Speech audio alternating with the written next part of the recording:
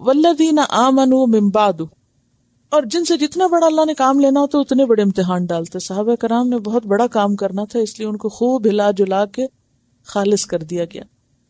اور وہ لوگ جو ایمان لائے من بعد، اس کے بعد، وہاجروا، اور انہوں نے ہجرت کی، وجاہدوا، اور انہوں نے جہاد کیا، معکم، تمہارے ساتھ، فاولئک منکم، تو یہی لوگ تم میں سے ہیں. خواہ وہ تمہارا خاندان قبیلہ نہیں لیکن وہ تمہارے رشتہ دار ہیں. اور یہ کون ہے ایمان والے؟ بعدو، یہ صلح حدیبیہ کے بعد ہجرت کرنے والے ہیں.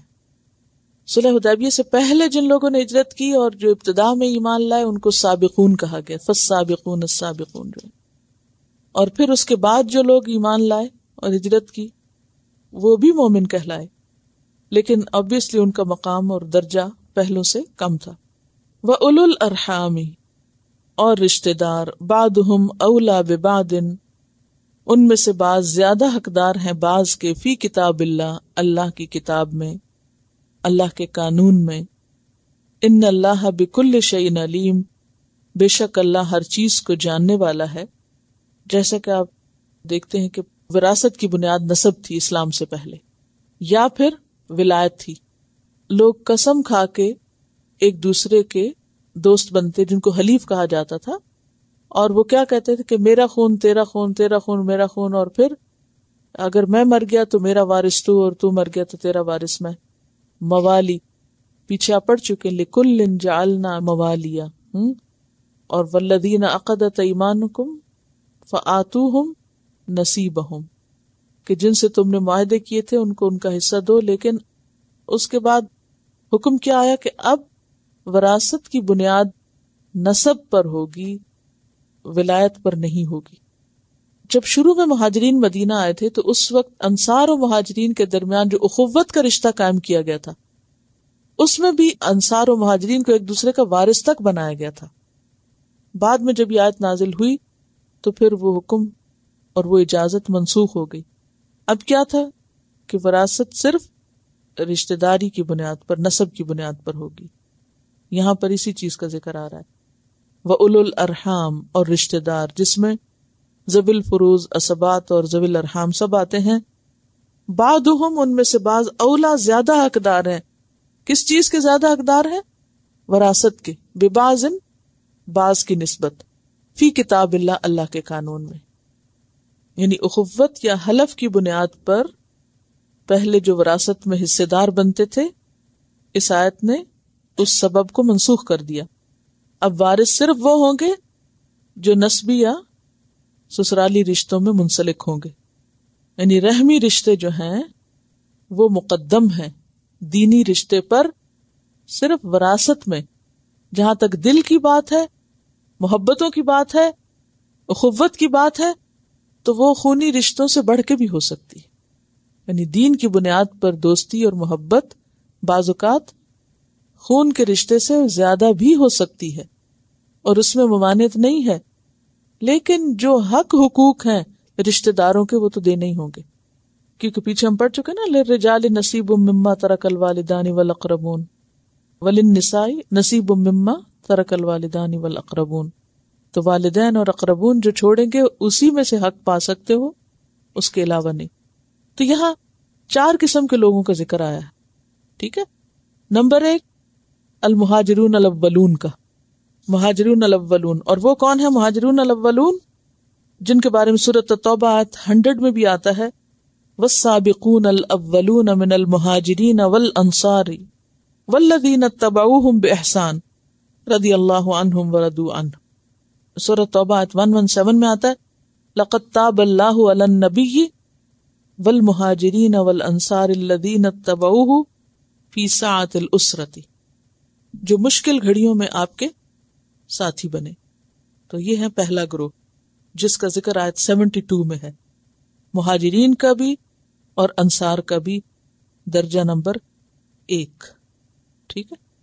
پہلا گروہ مہاجرین اور دوسرا انصار، اور تیسرا گروہ وہ مومن جنہوں نے ہجرت نہیں کی، مکہ میں ہی رہ گئے. اگر وہ دین میں تمہاری مدد چاہیں تو مدد کر دو، لیکن ایک لمٹ کے اندر. چوتھا گروہ یہ جن کا ذکر آیت 75 میں ہے، الذین آمنوا من بعد، جو بعد میں، اور بعد سے مراد صلح حدیبیہ کے بعد ایمان لائے. اس سے کیا بات سمجھ میں آتی کہ دین میں، رشتے میں، محبت میں لوگوں کے درجے ہوتے ہیں. کچھ لوگوں کے ساتھ آپ کا رشتہ جو دین کی بنیاد پر ہوتا ہے وہ ہر رشتے سے اوپر ہوتا ہے، اور اللہ کی نظر میں بھی ان کا مقام باقی مومنوں کے مقابلے میں اوپر ہوتا ہے. کس کا مقام کتنا اوپر ہوتا ہے؟ جس کی قربانی جتنی اعلیٰ درجے کی ہوتی ہے، جو اللہ کے لیے جتنا خالص ہوتا ہے. کیونکہ وَلِكُلٍّ دَرَجَاتٌ مِمَّا عَمِلُوا، ہر ایک کے درجے ہیں اس کے مطابق جو اس نے عمل کیا، جو اس نے قربانیاں کی، جو اللہ کے راستے میں لگایا، ویسے ہی مقام پہ وہ ہوگا. جیسے دنیا میں درجے ہیں لوگوں کے، ایسے ہی اللہ کے ہاں بھی درجے ہیں. تو جو لوگ آگے بڑھ گئے، لبیک کہی، پہلے آگے آ گئے، اور ہر حال میں مشکل ہو یا آسانی ہو، اور جیسے انصار کا قول کئی دفعہ آپ کو سنا چکی ہوں کہ آپ ہمیں جہاں جانے کا کہیں ہم جانے کو تیار ہیں، آپ سمندر میں کودنے کو کہیں ہم سمندر میں کود جائیں گے، آپ ہمیں دور دراز علاقے میں بھیج دیں ہم وہاں چلے جائیں گے، آپ جو کہیں ہم کرنے کو تیار ہیں. یہ ہیں وہ لوگ جن کے درجے پھر اللہ کے ہاں بلند ہیں. جب انہوں نے ارد دنیا چاہی ہی نہیں، آخرت ہی چاہی، اور اس کے لیے ہر طرح کی قربانی کر دی، تو پھر اللہ تعالیٰ ان کو آخرت میں کیوں نہ درجے بلند دے. پھر اس کے بعد کچھ ایسے لوگ ہیں جو مصلحتوں اور مجبوریوں میں گھرے رہتے ہیں، ایمان تو لے آتے ہیں، ہجرت کو تیار نہیں ہوتے. اصل ہجرت تو وہی ہے جو نبی صلی اللہ علیہ وسلم کے زمانے میں ہوئی تھی، مکہ سے مدینہ کی طرف. لیکن پھر ہجرت کس چیز کا نام ہے؟ ہر اس چیز کو چھوڑ دینے کا نام ہے جو ہمارے دین کے رسم رکاوٹ بنے. ہجرت لفظی معنی چھوڑ دینا. کچھ لوگ ایمان بھی لاتے ہیں اور پھر اس کے ساتھ وہ نئی دنیا چھوڑ سکتے، جس کا بھی پیچھے ہم نے ذکر پڑھا. بعض لوگ چھوڑنا چاہتے ہیں مگر ان کی مجبوریاں ایسی ہوتی ہیں. آپ دیکھیں کہ حضرت ابن عباس کیوں نہیں ہجرت کر سکے تھے؟ بچوں میں سے تھے، وہ کہتے ہیں یہ ہمارے بارے میں، ہم مستضعفین میں سے تھے. بہت سی عورتیں ایسی تھیں کہ جو مسلمان ہو چکی تھی. حضرت ام سلمہ آپ دیکھیں، پہلے تو نکل گئی حبشہ کی طرف اپنے شوہر کے ساتھ، لیکن اس کے بعد وہ نکلنے لگی تو انہوں نے آ کے روک لیا، بچہ بھی لے لیا، شوہر چلے گئے. آپ نے وہ پڑھا تھا نا امہات المومنین میں حضرت ام سلمہ کا، وہ تو بہت بہادر تھی، اکیلی نکل کھڑی ہوئی. وہ کہتے ہیں کہ سفر پر تو اکیلا کوئی مرد نہیں نکل سکتا جس پہ ام سلمہ نکل کھڑی ہوئی. اللہ نے راستے بندوبست کر دیا، عثمان بن طلحہ ان کے ساتھ ان کو مدینہ تک چھوڑ آئے. اسی طرح کئی اور ایسی عورتیں، کمزور بچے، بوڑھے لوگ جو نہیں نکل سکتے تھے. اللہ ان کا عذر جانتا ہے، ان کے درجے بھی اللہ کے ہاں ہیں.